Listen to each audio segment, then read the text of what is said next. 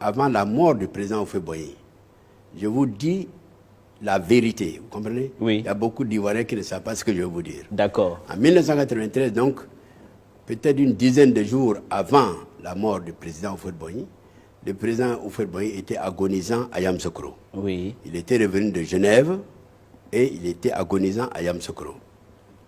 Monsieur Ouattara, Premier ministre, qui était en fait le chef de l'État, Oui. parce que dans notre Constitution, lorsque le président de la République est empêché, c'est le Premier ministre qui le représente et qui gère. Qui gère les affaires de l'État. Je peux donc dire que M. Ouattara était pratiquement le chef de l'État en Côte d'Ivoire en 1992 et en 1993. 2 années où le président Houphouët-Boigny physiquement ne pouvait plus tenir. Ça, c'est une réalité. Et il sait que c'est vrai. J'ai dit que M. Ouattara, sachant que je suis le secrétaire général du parti du président Houphouët-Boigny, le plus grand parti de l'époque, Oui. n'est-ce pas, m'a appelé, Oui. a eu une rencontre avec moi chez lui, m'a proposé d'être avec lui pour que la Constitution, quand le président viendrait à mourir, ne soit pas appliquée.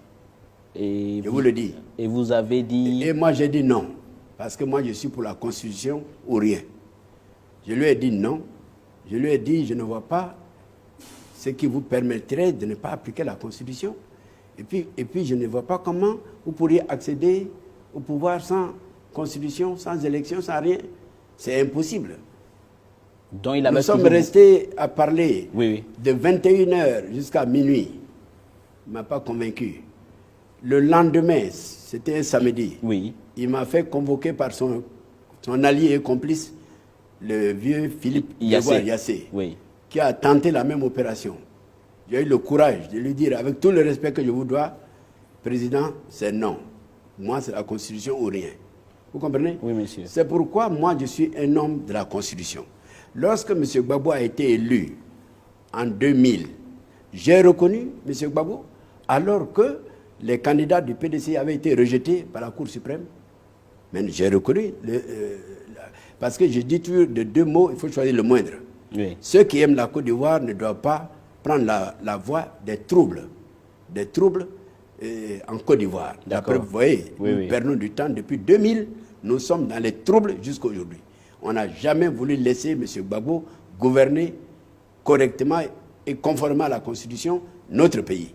Eh bien, j'ai reconnu le régime en 2000.